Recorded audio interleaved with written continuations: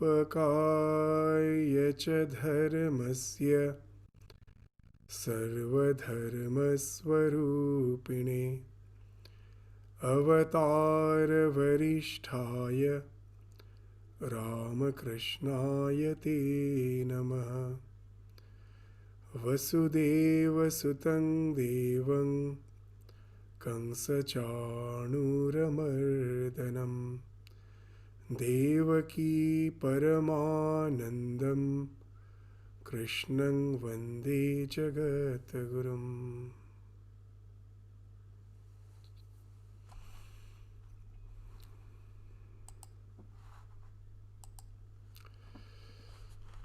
So in this Bhagavad Gita, the section which we are studying at present is the concept of karma, akarma and vikarma, which we have started for the last few classes. We have just taken 2 classes on this. Today we will be concluding that section. So just as a very quick recapitulation, on the 16th verse of the 4th chapter, we found that Bhagavan is mentioning that king karma kimakarmeti kavayopyatra mohita tatte karma pravakshyami yaj gyatva mokshyase ashubhat. That even the intelligent are confused, they are confounded as to what is action and what is inaction.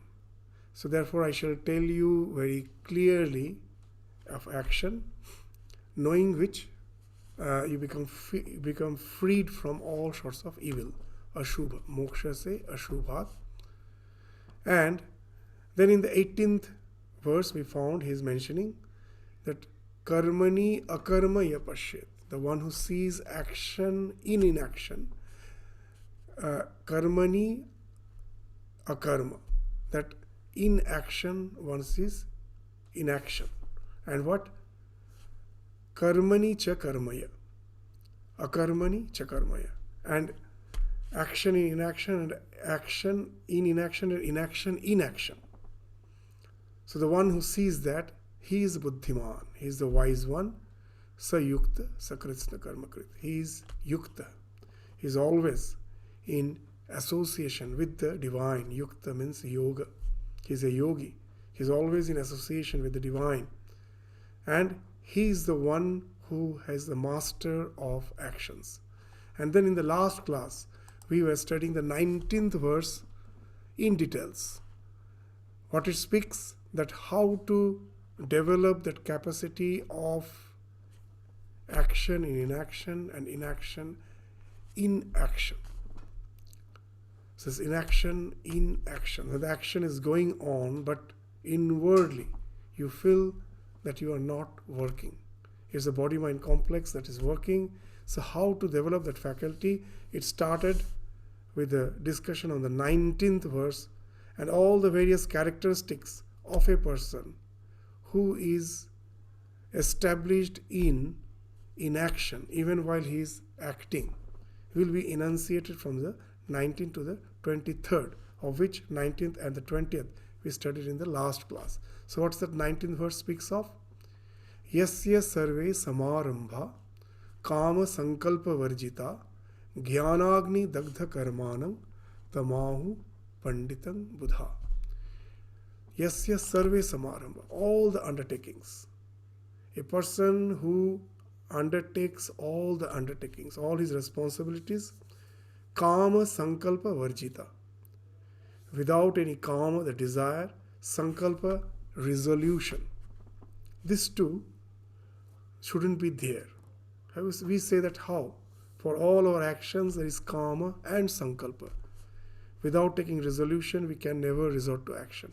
First comes kama, that when I am passing down the street, I have this, suddenly I'm going through some shopping mall, and just by the way, seeing certain particular garment just hanging in the showcase, the desire arises that first desire arises, let it be mine. And then you take the resolution that let me go and buy it. So first the desire arises, and then you take the resolution to resort to that desire, to act as on that desire. So this is kama sankalpa. The one is kama sankalpa varjita. Who can be kama sankalpa varjita? For the one for whom all his actions has been burnt as if with knowledge. Jnanagni dagdha karmanam tamahu pandita. He is a wise man. So first comes this Jnanagni dagdha karmanam. As in the last class in details we were discussing that we don't have a single mind. Our mind is having innumerable mental modules which we have developed in the process of evolution. The moment the ahankara, the ego comes into picture, the self gets reflected in the psychophysical existence, and the self now takes the reflection to be real, and it thinks to be embodied in that psychophysical existence, and it is already eternal, but that now it wants to realize that eternity, its fulfillment through that psychophysical existence from which all the desires arise. As the example which we gave in the last class, take a small microbe. The moment you put some nutrient, it is drawn towards it. If you give some toxin in its presence, it runs away from it. It is repelled from it. Why it happens?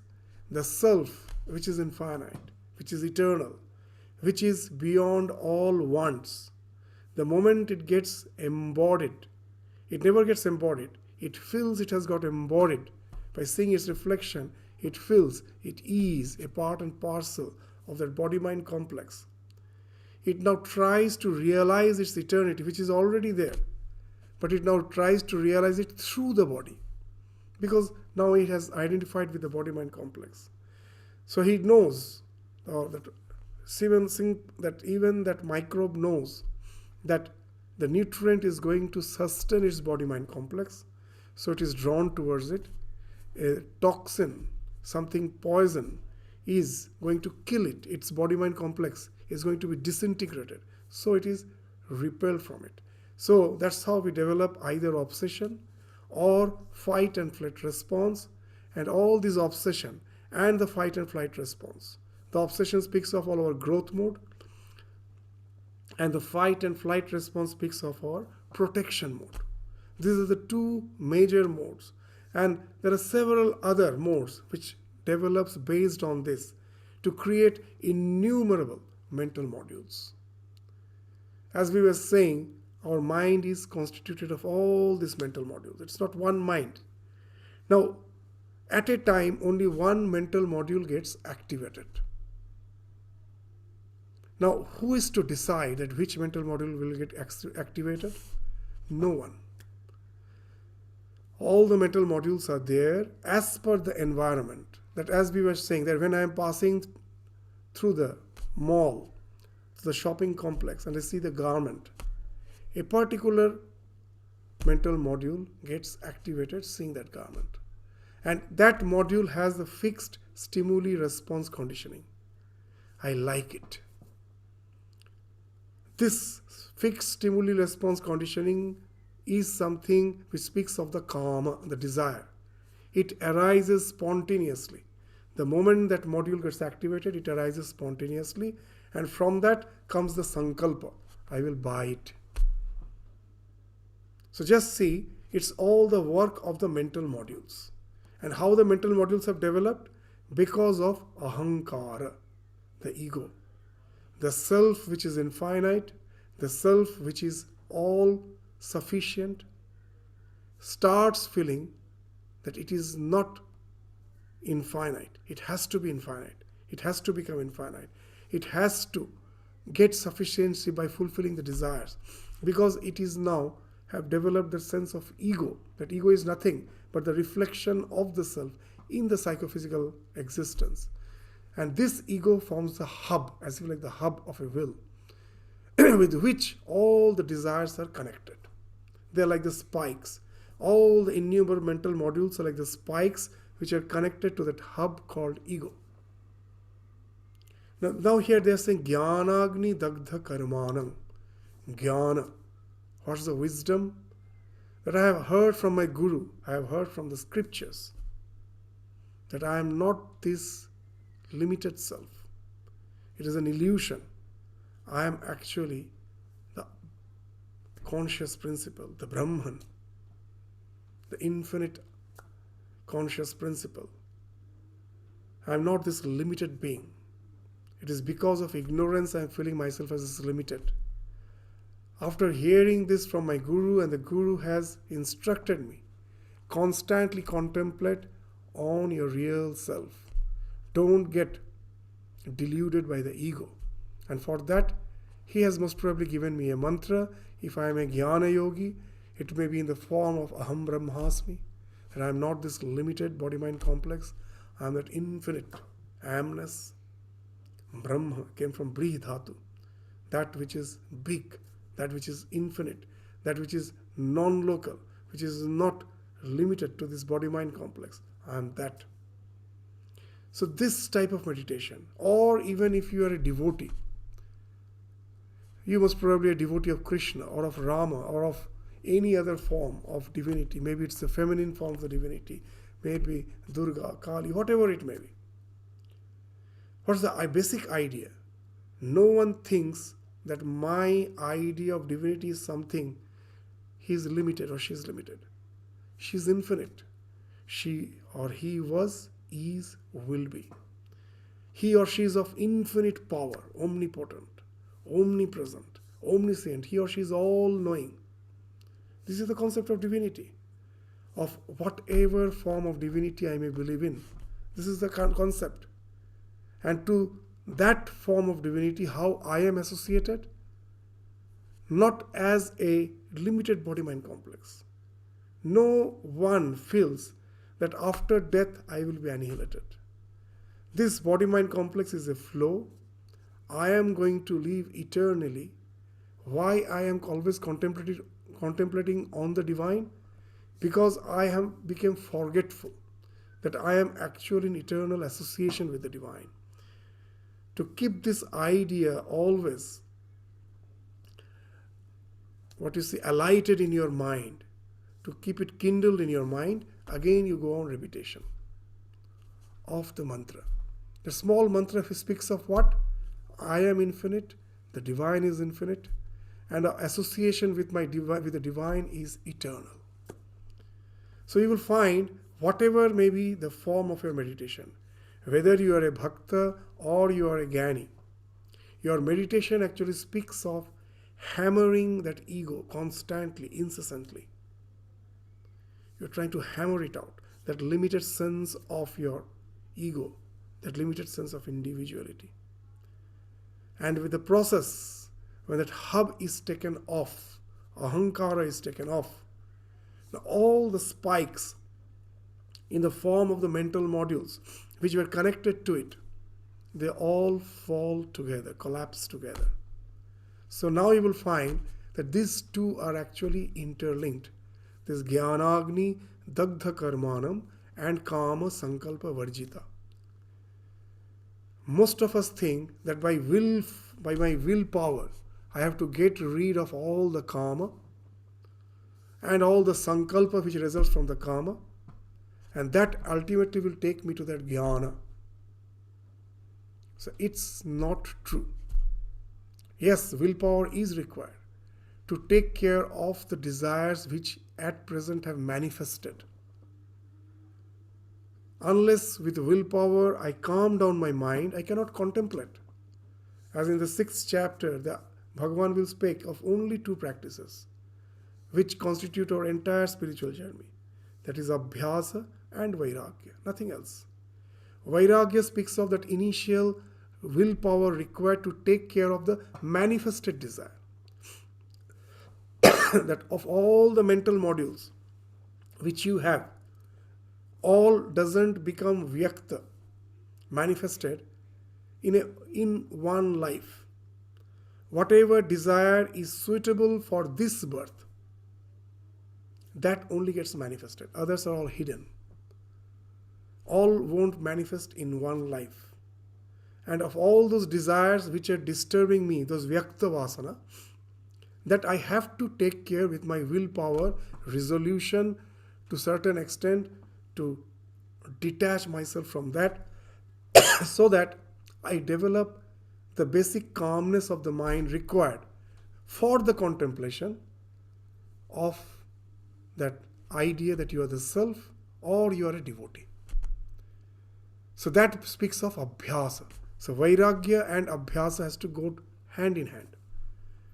But what results in liberation? It is this abhyasa. With the vairagya you have calmed down your mind, and then the abhyasa knocks out that limited sense of individuality, and then all the mental modules which were connected to that hub, whether they are vyakta manifested or they are avyakta, they all collapse together.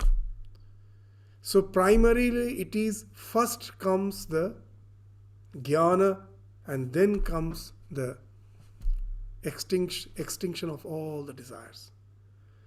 So though I have started with the willpower, but it was taking care of only few mental modules. And that also was not directly related to my liberation. The cause of my liberation was the contemplation. That contemplation at last enkindled the real jnana. When the ego was obliterated, all the mental modules collapsed, and then that illumination happened. So now you will find that how these words are very much interrelated. It is not separate words, just speaking of different characteristics. When your spiritual realization at last takes you to that, that realization, the spiritual illumination takes you to that realization that you are the self, you are the Brahman, the ultimate reality.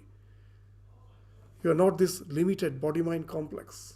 Then all the desires at a time falls off. All falls off. And that's the idea, kama sankalpa varjita. For such a person, his actions may continue because of his prarabdha. Certain actions he has to go through. As we told that the past impulse has resulted in this birth, and that in this present birth you are placed in certain circumstance, certain situations, certain responsibilities. And unless your prarabdha is exhausted, the impulse which has resulted in this, those actions has to go on. Whether it is sukha, results in sukha or dukkha. Whether it results in pleasure or in misery. That is immaterial. They have to be exhausted. They have to be exhausted. But the only difference is the subjective feeling. The one who is experiencing, he neither gets elated by the so-called all the joys and success of life, nor he gets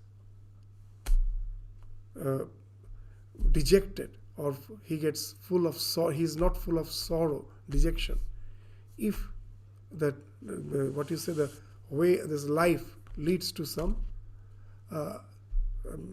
this pains and sorrows in life, it doesn't. He is in no way affected. That the connection with the happenings of life has been severed. So that's the idea, and he is the Pandita. Pandita generally we translate as the one who is intelligent, one who is wise, but the real meaning of the word Pandita is the one who has the knowledge of Panda. Panda in Sanskrit is the synonymous to Atman. One who have the knowledge of the self, that the self is the infinite conscious principle. One who has that knowledge, he is the Panda, he is the Pandita. So it is he alone is a Pandita for whom that knowledge has severed all the karma and sankalpa. That's the idea. So though he is acting, sarva, this yasya sarve samarambha, that action is going on. But inwardly he finds that he is totally detached. The body-mind complex is working, he is just or she is just the witness. He is in no way linked to that. So that's the idea which has been spoken of in the 19th, which we discussed in the last class. So, and then the 20th sloka, what it speaks? Tyaktya karma phala sangam nitya tripto nirasraya karmani abhipravrittopi naiva kinchit karoti sa. This karmani abhiprat, though he is in deeply engrossed in action, karmani abhipravritto. From outwardly it may appear he is tremendously attached to action. And then naiva kinchit, so but he is not doing anything. Naiva kinchit. He is not doing even as a small trace of work. Nothing he is doing. Who? Tyaktva karma phala sangam. That the one for whom the desire to enjoy the results of action has fallen off. Once the mental modules have collapsed, the question of the desire to enjoy the results of action doesn't arise. Action is going on as per the prarabdha, but the desire to enjoy the result of action has fallen off. So that's the idea of tyaktya karma phala sangam nitya tripta. As is established in the self now, the question of desire arising, that this is the desire which when it gets fulfilled, I will be tripta. That wrong notion has fallen off. He knows or she knows he is always tripta. It is the desires which, like the waves, clouds off the bliss factor, obliterates the bliss factor of ourself. That ananda swarupata gets filtered out because of the desires. In their life you will experience, we think the fulfillment of desires gives us happiness. But if we just say, look in your own mind, is it really the fulfillment of desires gives you happiness? No. It is the desirelessness that gives you happiness. When your desire is fulfilled, for the time being you are desireless. When you are desireless, there is no vritti in your mind. I want this, I want that. That has fallen off. Mind is calm. It is those vrittis that filters off the factor, the tripti factor, the joy, the ever fulfilled, that this factor, the self is ever fulfilled. This gets filtered out when these waves are there. When a desire, any desire is fulfilled, for the time being, the mind is calm, is desireless. And it is the self now which percolates through your psychophysical existence. It finds expression. And I feel I am tripta. I think because of the delusion that this is the desire, the fulfillment of the desire has given me happiness. But I miss the point. I don't realize it is actually the self getting established in the self for the time being which has given me happiness. If I knew that, I will never resort to these desires. So for one whose mental modules has fallen off, his mind is always at peace. The tripti, the sense of fulfillment, which is of the self, that finds expression without any hindrance. So that's why he is nitya tripta. So just see how wonderful these ideas are. So tyaktya karma phala sangam, his all asakti, this desire to enjoy the results of action has fallen off. He is nitya tripta. Nirasraya, as we were saying, that he or she doesn't need any support, because he knows he or she is ever fulfilled. Why we need support? Because of our sense of lack of security. When I feel that I am not secured, I need some support. And what is the cause of feeling of that lack of security? That after all, there are so many factors which can harm me, which can kill me. If I knew that nothing can kill me, nothing can harm me, I am eternal. With that, the second chapter started. The fire cannot burn you, the air cannot dry you. So you are that eternal self, and nothing can harm you. So why you should be thinking of taking someone's support for your sustenance? You are ever fulfilled, you are ever secured. There is no question of any danger for you because you alone exist. The Upanishads have a wonderful idea that whenever there is two, there is bhaya. Because the moment there are two, one may harm other. the moment you have the idea that you alone exist, nothing else is there, you become abhaya. Only from that sense of oneness, that abhaya, the idea of fearlessness can come.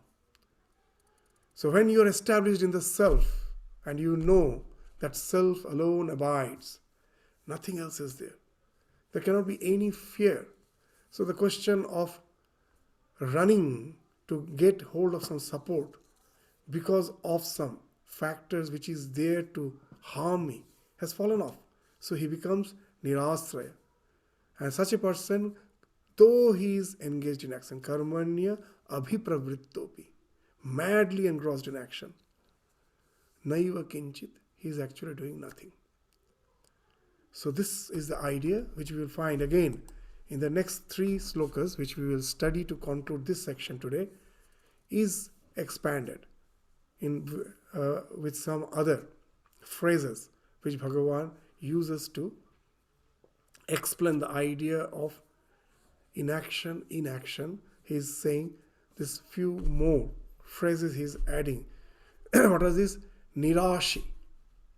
Nirashir yata chittatma tyakta sarva parigraha sharirang kevalang karma kurvan na apnati kilvisham. So, Nirashi, the one who is bereft of ambitions, asha, ambitions, too many ambitions. So one who is Nirashi, yata chittatma, his body and mind is always controlled, yata chittatma.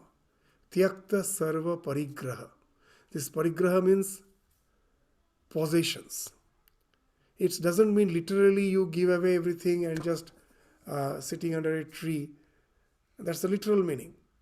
But the sarva parigraha actually means the sense of possessorship, that this is my house, this is my car, this idea of my, mamatva, that speaks of sarva parigraha. For whom this idea of ownership has fallen off. Tyakta, he has renounced the idea of this possessiveness. He has relinquished, or she has relinquished. Sharirang kevalam, the body is going on with its action.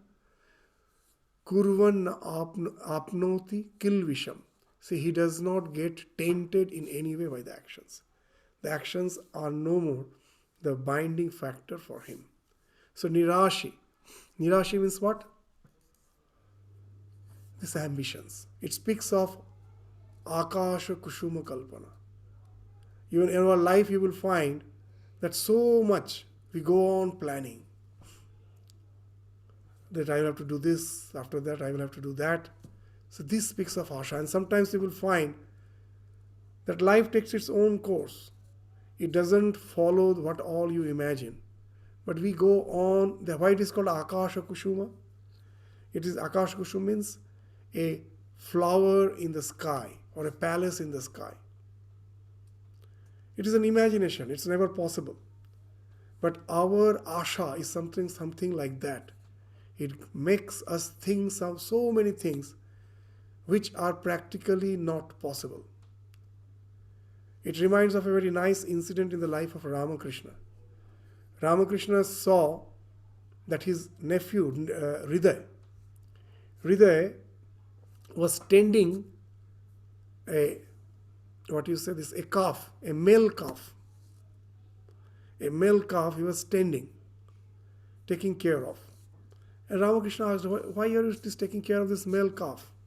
And Hriday told that I will just feed it, and once it grows, it becomes a bit big, I will take it back to Shihar, his village.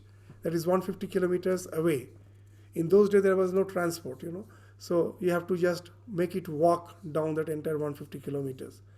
And I will take it there to use it for farming my land. So just these plans.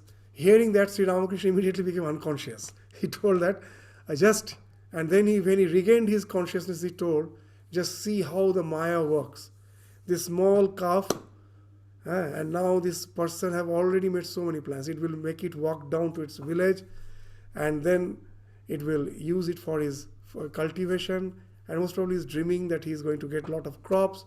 Just see how it makes us go on making plans after plan. We just built a ladder to the sky. So that's what is spoken of as nirashi. So when these mental modules are there, you know that's what they do. This kama sankalpa results in asha. You go on making plans after plan. So when the kama sankalpa has fallen off, the question of this I want this, I want that, and building castles in the air, this stops off. He becomes nirashi, yata chittatma. His body and mind is controlled, because the urge which all we have to move outwards is because of those mental modules. Because of all these mental modules, the urge for relating to the world develops. When these mental modules has been subdued, you become yata chittatma. So he is disciplined in his mind and his body. Tyakta sarva parigraha. So the idea of possessorship, the possession, that totally falls off. Now, it's a very interesting thing. Even if there is a certain diseased state where the idea of possession falls off. There is a syndrome called Capgras syndrome. It's very interesting.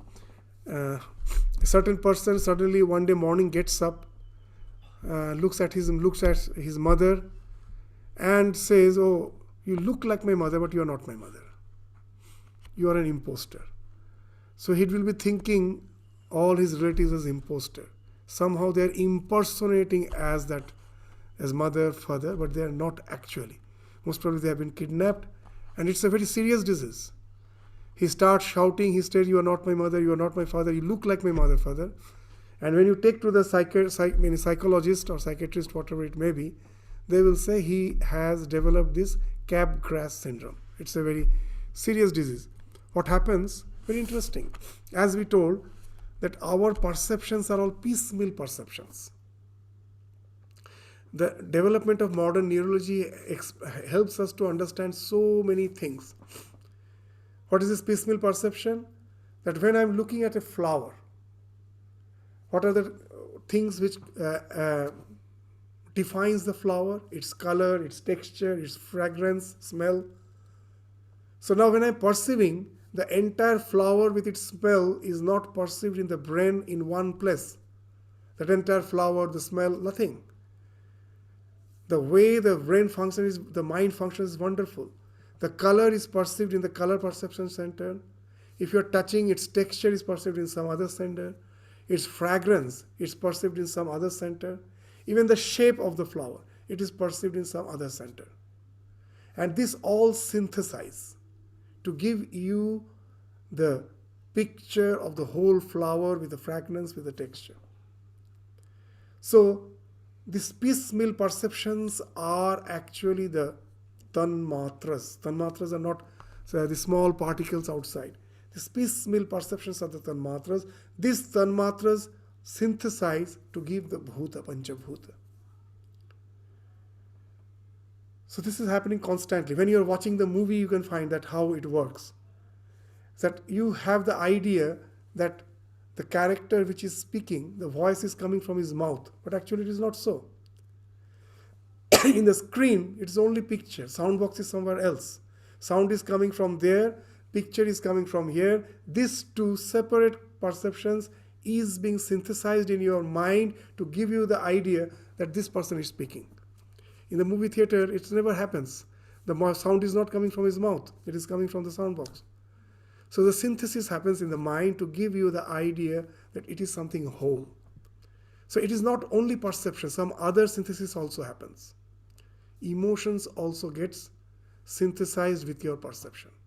When you are passing down the road, someone's house, however beautiful it is, you look at it, it never gives you joy, something, a sense of possessorship is not there. The joy which comes out from the sense of possession, the moment you see your house, immediately a type of joy comes.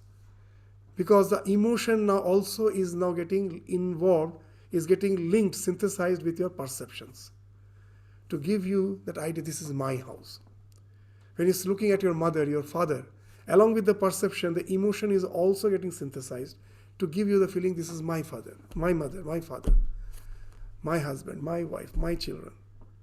If somehow in the mind that emotion, the center of emotion gets detached, like the wire has got cut off, there's a fuse with the center of emotion and the perception.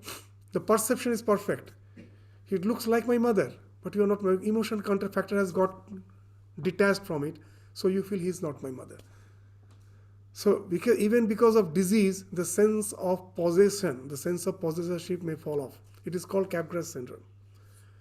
Now you may say, then what's the difference between a spiritual practitioner with all his practice at last becomes a diseased person? Many will say that all the hallucinations which happen is because of the distortion of the mind. But this is here we have to understand. The distortion of mind is something, spiritual realization is something. One through spiritual practice, when has burnt off all the so-called mental modules. Here the detachment is something because of his sadhana. He has already done the same thing. Here somehow, for some unknown reason, for some disease state, the detachment has happened. And as he or she is not mentally prepared for it, he or she is behaving in a peculiar way. And not only that, if he or she is cured, again she develops that idea of possessorship.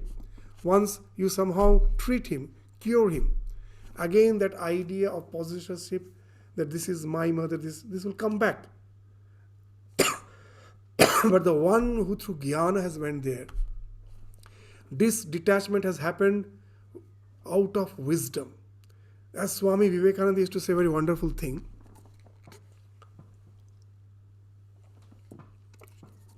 In this world, you will find opposite poles look alike. Like infrared light I cannot see, ultraviolet light I cannot see, but it is pole apart. Supersonic sound I cannot hear, subsonic sound I cannot hear. One is below 20 hertz, one is above 20 hertz, above 20,000 hertz. So only between 20 to 20,000 I can hear. Any sound which is above 20,000 hertz I cannot hear. But the 20,000, that's a supersonic sound, that's why supersonic flights will never go near the residential area. Your glass will shatter. You cannot hear, but suddenly you will find your glass has shattered. But they're poles apart. Similarly, the detachment of the sense of possession which comes because of spiritual realization, and the sense of detachment which comes from a disease state, or because of some drug, or because of some defect from the birth itself. These two are poles apart. These two may look alike, but these two are pole apart. This which has came because of disease is not going to end up in liberation. Why? Because it is not based on, has developed from the idea that I am not the self, I am not the limited body-mind complex. It is still there, that idea is still there, that you are this limited body-mind complex. Somehow, accidentally, because of some disease or some drug, that cutoff has happened. But you have not got rid of the idea that I am this limited self. So that won't result in spiritual liberation. That's why whenever we speak of renunciation, that we say, as you'll find in the Gospel of Sri Ramakrishna again and again, what is saying? Vishaye virag, Ishare anurag. Only Vishaye virag renunciates this, you have developed a dispassion for the sensate pleasures of life. That doesn't entail in spiritual illumination. Ishare anurag. This attachment for your devotion for the spiritual ideal, your attachment towards the spiritual ideal, that I am the Atman, I am the Brahman, I am a devotee. This has to be associated with this Vishaya Virag, with your dispassion for the worldly attachment. This two has to go hand in hand. Otherwise, dispassion may result from some mental aberration. We find that mental patients do develop a sense of detachment from the world. The depressed patient have some detachment. So this is the idea which has even been spoken of in the Yoga Sutra. The 4th chapter of Patanjali Yoga Sutra starts this. The first sutra is very interesting of the 4th chapter. What it says, Janma Aushadhi Mantra Tapa Samadhija Siddhaya. The state of Siddhi. Siddhi means perfection. Can come from Janma, by birth because of some birth defect. Aushadhi. Nowadays they speak of drugs. All the drugs, there was a trend that drugs can take you to Samadhi. All the drugs, because it takes you to some altered state of consciousness. In Yoga Sutra, so many years back, they have indicated, yes, you get a sense of that. Oshadhi, Janma, Tapa, through some meaningless austerity. Through some austerity which is not based on the contemplation that I am the self or I am a devotee. You have developed some willpower with which you can detach your certain mental module from other mental modules. You can do that. But it is not based on the idea I am the infinite self. So that type of tapa. And samadhi. This is the real one. And samadhi. This all can give you that apparent siddhi. After saying that in the first sutra of the 4th chapter, in the 6th sutra it will say, as discussing, I am not referring to the 2nd, 3rd, 4th and 5th because it is just an elaboration of the first. The 6th then gives the conclusion. Tatra dhyanajam anashayam. Only that that state of perfection which results from dhyana, from the contemplation that you are the self, you are the devotee, that results in anashayam. That takes you to a state which is no more afflictive. Anashayam means affliction. It won't cause you any pain, any a disease state. It won't result in any disease state. It won't cause any pain. Only that dhyana can take you to that. So that's the idea which we have to understand when we are studying this. So tyakta sarva parigraha. It's not a disease state. When through your contemplation you go to that state, then just like a person who is suffering from Capgras syndrome, it may happen that you develop that sense of that idea that nothing belongs to me, but that is based on knowledge, and you will never be deviated from that. It will take you to that highest spiritual liberation. And as Sri Ramakrishna gives a very funny example, that sometimes we do get some siddhi because of some meaningless practices, but it doesn't entail in spiritual emancipation. He says, one day magician was showing some magic. He was just reciting this abracadabra, what they say, that he was reciting something and showing some magic, and suddenly his tongue got inverted and got fixed in the palate, the upper palate, and his breathing stopped.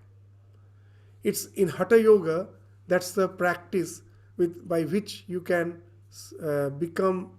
you can sustain yourself even without breathing for prolonged period of time. And suddenly this man became inert and he stopped showing magic. All the people were waiting for some time, and then they found he is not gaining his consciousness. They thought he has died. He was so looking like an inert person, so they buried him, thinking that he is dead. And after years together, someone, while cultivating the land, just by plowing the land, somehow just removed the soil, and this person came up.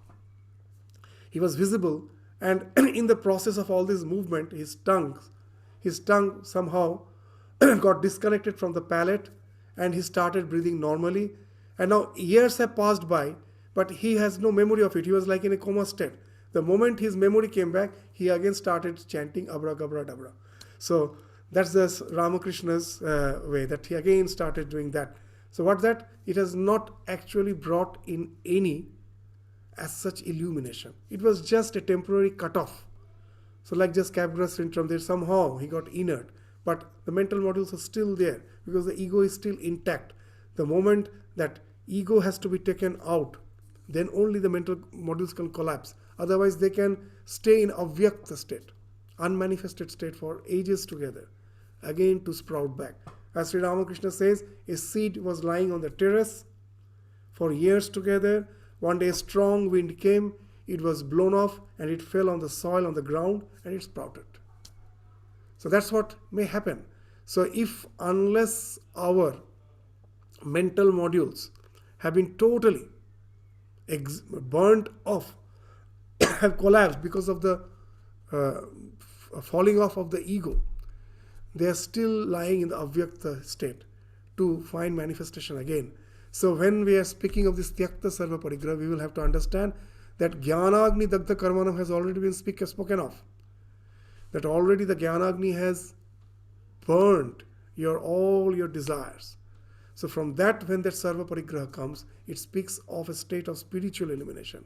So for such a person, again the second line is always almost a repetition, that the body is working, but you are not getting tainted, as there is no sense of identity. So sharirang kevalam karma kurvan na apnoti kilvisham. So you are not in any way tainted because you have no sense of possession, attachment to it. So it in no way can taint you. So that's the idea spoken of in the 21st verse. In the 22nd verse, what it says? Yadrichha lava santushto dvandvatito vimatsara sama siddhava siddhaucha kritvapi na nibadhyate. Yadrichha lava santushto. So he is very much content. He doesn't go on seeking. That whatever comes by chance, by perchance, without any effort, he is happy with that. So content with what comes without effort. In our scriptures, they speak of ajagara vritti. Ajagara vritti. The python, generally it doesn't move out for its prey. It will be lying in one place. The prey happens to come to its mouth itself. It will be just lying in one place. Whatever comes in its vicinity, it simply just will be swallowing it. So without any effort, whatever is coming to it, that is called ajagara vritti. So that's what is spoken of as yadrichha lava santushta. That whatever chance may bring, he is happy with that. Yadrichha lava santushta dvandvatita. Dvanda, the dualities, sukha, dukkha. This has fallen off. It is unaffected by the pairs of opposites. Free from envy, vimatsara. He has no sense of envy towards other. Sama siddhava siddhocha. Siddha, asiddhi, siddhi, asiddhi. One who is unperturbed in success and failure. Sama siddhava siddhocha. Kritvapi nanipa. Though he is acting. So this last phrase is again the same thing. Though he is acting, he never gets bound. He never gets bound. So what's the idea? Again, it's this yadrichha lava santushta speaks of seeking not. He seeks not. That again and again we are saying that as per the circumstance of life, in whatever he has been placed, he has to act. And as per his actions, naturally he will be enjoying from the external point of view, he will be enjoying certain positions in life. But he is not seeking. It is his course of life has taken him there. It's not that constantly he is chasing after something. So he is not seeking. And at the same time, he is not avoiding. That not avoiding is being spoken of by dvandvatita. That as he is not seeking, at the same time, if there is some situation which results in distress, he doesn't avoid. Because he is in no way perturbed by the results of his actions. So when one is yadrichha lava santushta, one is unperturbed by the circumstances. And then what happens in such a person, being free from the dualities of good and bad, happiness and misery. So he knows that that what is happening, it is that he's always, that knowing that they always go together and that they are obverse and reverse of the same coin. There's happiness and sorrow. In this life there cannot be unadulterated happiness. It has to, happiness is because of your association with certain things. And as this life is a flow, whatever you get associated with has to get dissociated today or tomorrow. As the scripture says very nicely, that our life is just like some pieces of cork flowing down the stream. And these pieces of cork, you will find sometimes two pieces will come together, flow together for some time, and again they get separated. So they say our life, our relations are like that. We are like this piece of cork flowing in this stream of life. So in this life, somehow a few cork came together, whom I was saying, my father, my mother, my brother, my sister. Again, it's getting separated. Again, it is getting associated with some other cork, maybe in some other life. That's what is going on. There is no as such eternal association here. This relationship. That's why even in this, in Bhagavatam, there is an episode where the king has passed away, and there's the wives of the king, he had these three wives. They were crying piteously, praying to Yama to bring back their husband to life. And the Yama, seeing their piteous condition, at last agrees that why not, that before bringing back your husband to life, why not, I will just make a provision where you can have an interaction with the spirit of your husband, the king who has passed away. First, let you know his opinion, and then I can bring him back. And when they agreed to that, they thought that after all, king loved us so much, he of course will be willing to come back to his body. And when the interaction was made possible because of Yama in this Bhagavatam, and the moment the Yama asks that you want these are your wives, you want to come back to life, and immediately because now he has already died, he can relate to this so many succession of lives and deaths. He asks, "Oh Yama, of which birth you are speaking of? In which birth they were my wife, they were my husband?" Because he is speaking from a different perspective. And then these three wives, they realize that with this life we are attached to, it changes. The moment we die again, we will be born in some other circumstances. So there is nothing called eternal association in this life. It is just a flow. So if this is a flow, then what is the question of this being happy with the association and again dejected when these things get disassociated?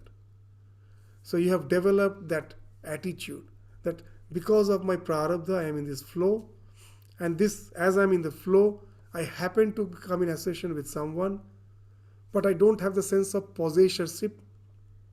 As a result, even when they get detached, there is no question of unhappiness. So happiness and this polarity stops for you.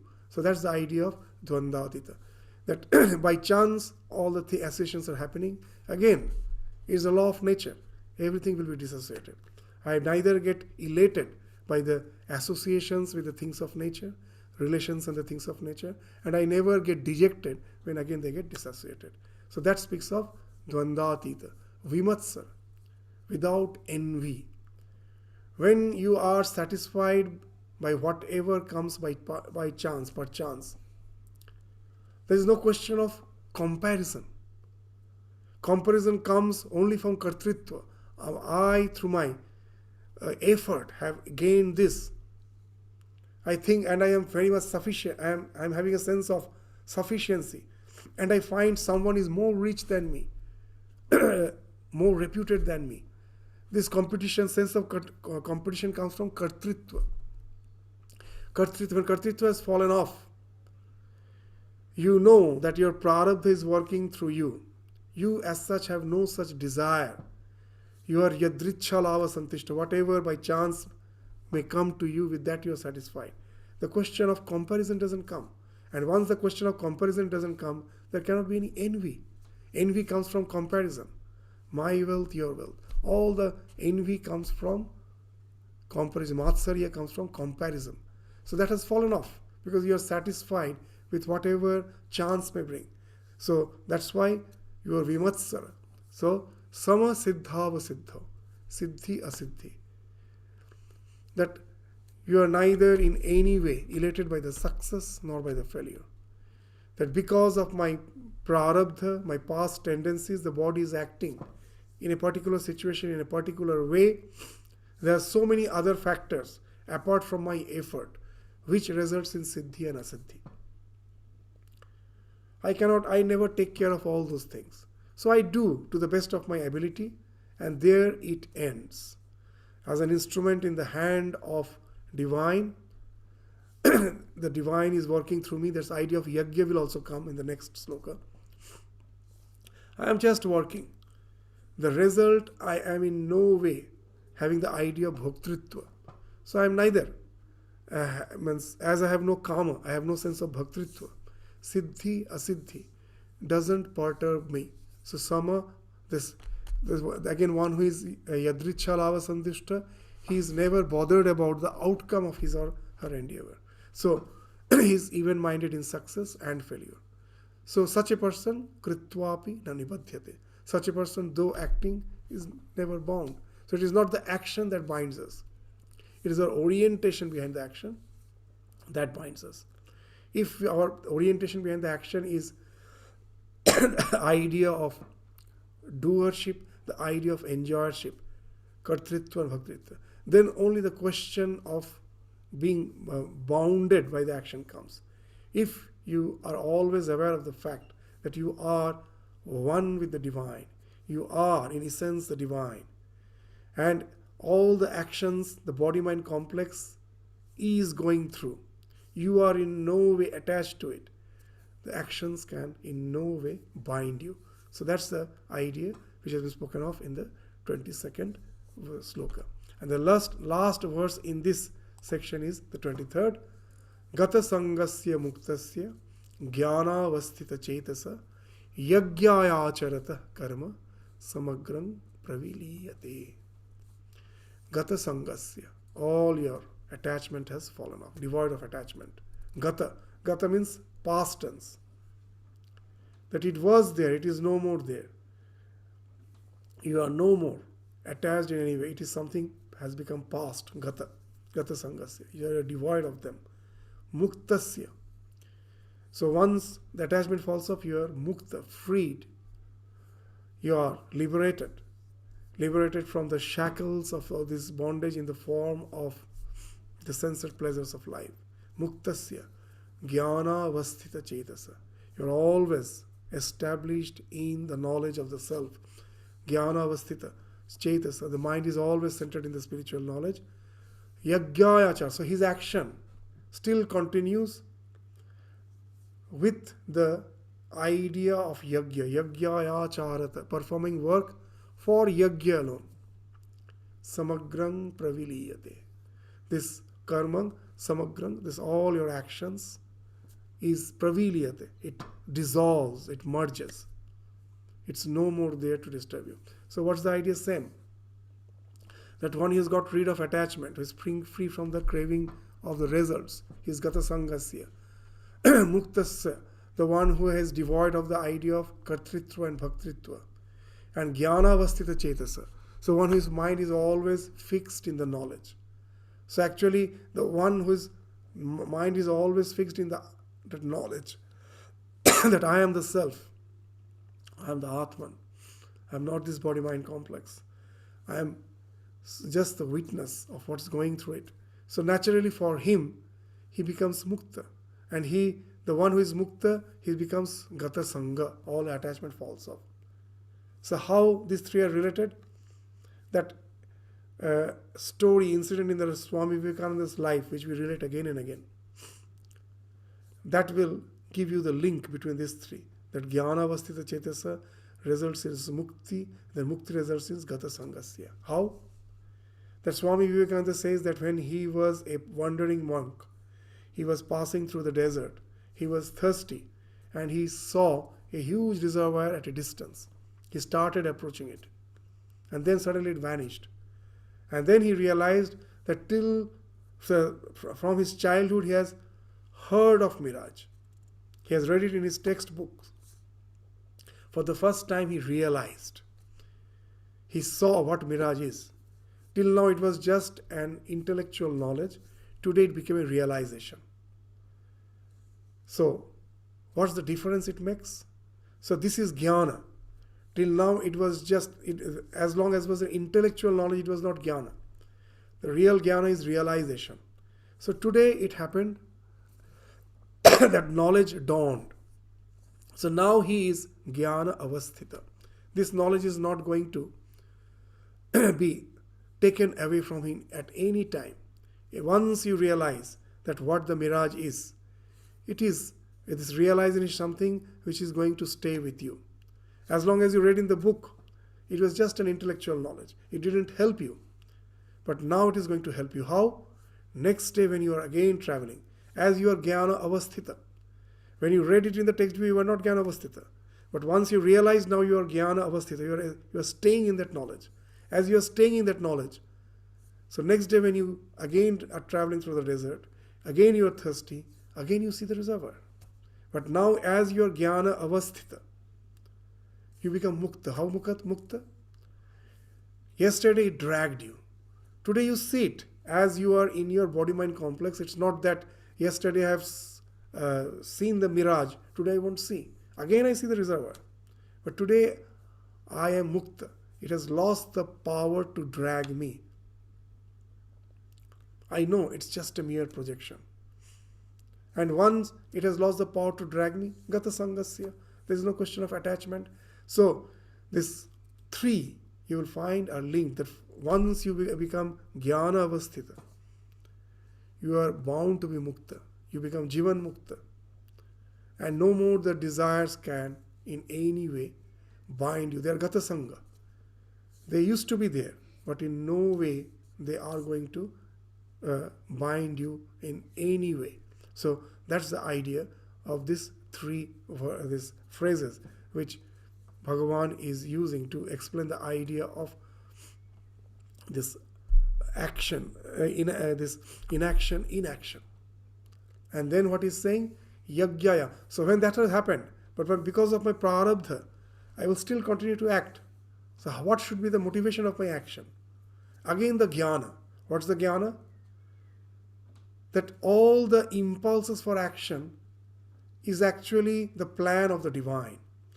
When God created this creation, He created it along with yajna. If you remember that sloka in the second chapter, what was the idea? Sahayagya, in the third chapter. Sahayagya praja srishto.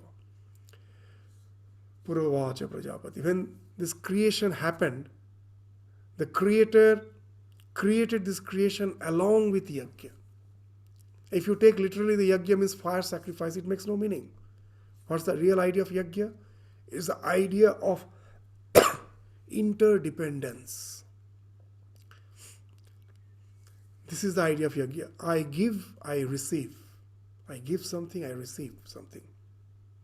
This is the thing which is the plan of the universe, without which, without this synergy, the universe doesn't exist. So that's why nowadays they say our genes are altruistic. That the love which the mother feels for the child. If the mother thinks I am loving the child, she is bound. Since some way or other expectation is bound to come. If she is aware of the fact that this motherly love is something which is implanted in my heart, I could have been made in such a way by the divine that I never feel any attraction for the child. The mother's attachment to the child, that the love which flows from his heart, can she claim it is she who is loving? It has already been programmed in such a way that the mother is bound to love the child. In the entire creation, what to speak of human being, have you seen any mother not loving the child? You go to the animal kingdom. The God has planned to sustain the nature, to sustain her own creation, sahayagya. seeing a beggar, I feel that some compassion is growing in me, and that makes me to give most probably some coins or some money to that person. And if I feel it is I who am compassionate, I am bound.